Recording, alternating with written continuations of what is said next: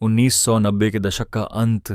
बेंगलुरु आज जैसा नहीं था, ना इतनी रफ्तार, ना इतनी चमक। शहर बढ़ रहा था, लेकिन सिस्टम अब भी पुराने ढर्रे पर अटका हुआ था।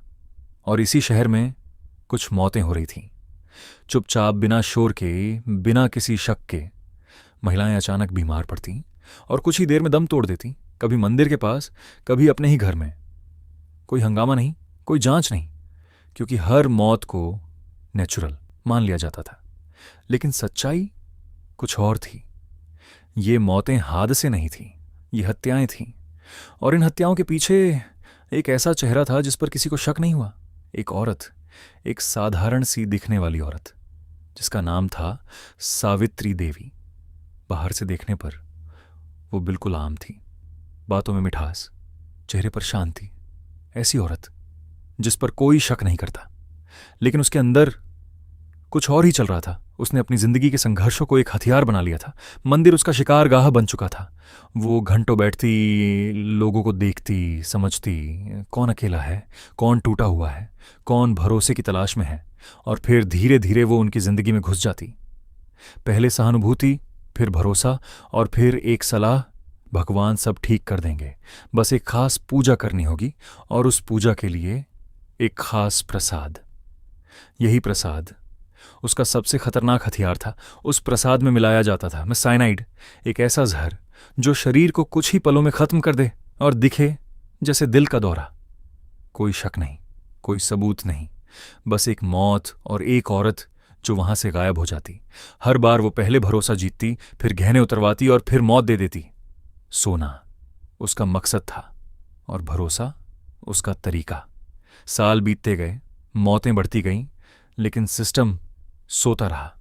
कोई पैटर्न नहीं दिखा, क्योंकि हर केस अलग अलग फाइलों में दबा था। हर मौत बस एक इत्तेफाक बनकर रह गई। लेकिन फिर एक गलती हुई, एक शिकार बच गया। उस महिला ने बताया, मंदिर, एक अजनबी औरत, प्रसाद, और फिर अचानक बिगड़ती हालत। पहली बार पुलिस के पास एक चेहरा था, एक स्केच बना, और धीरे धीरे एक नाम सामने आया, मल्लिका। अब कहानी बदल चुकी थी। पुलिस को समझ आ चुका था, ये कोई आम अपराधी नहीं, ये एक सीरियल किलर है। और वो भी जो हथियार नहीं, भरोसा इस्तेमाल करती है। लेकिन उसे पकड़ना आसान नहीं था। वो हर बार नाम बदल लेती, हर बार पहचान बदल लेती। कभी मल्लिका, कभी लक्ष्मी, कभी अम्मा। कोई पता नहीं, कोई रिकॉर्ड नहीं, बस भीड़, और उसके बीच छुपा एक खतरनाक चेहरा। फिर एक दिन उसने जल्दबाजी कर दी। एक महिला को जल्दी भरोसे में लेने की कोशिश, जल्दी प्रसाद देना। लेकिन इस बार सामने वाली समझ गई। उसने प्रसाद नहीं खाया और पुलिस को खबर दे दी। कुछ ही समय बाद एक महिला पकड़ी गई, शांत, बिल्कुल बिना डर के, जैसे कुछ हुआ ही ना हो। लेकिन जब तलाशी ली गई तो सच्चाई सामने आ गया। साइनाइड, गहने, नकदी, सब कुछ। शुरू में उसने सब नकार दिया, मैं पूजा करने वाली औरत हूं। लेकिन सबूत झूठ से ज्यादा मजबूत थे। और फिर उसने कबूल किया, एक, दो नहीं, दर्जनों हत्याएं। पूरे देश में सनसनी फैल गई। एक औरत जो मंदिर में बैठकर लोगों का भरोसा जीतकर उन्हें मार रही थी। जांच में सामने आया, वो अपने शिकार चुनती थी। अकेली, कमजोर, टूटी हुई महिलाएं जिनके पास सवाल करने की ताकत कम होती है।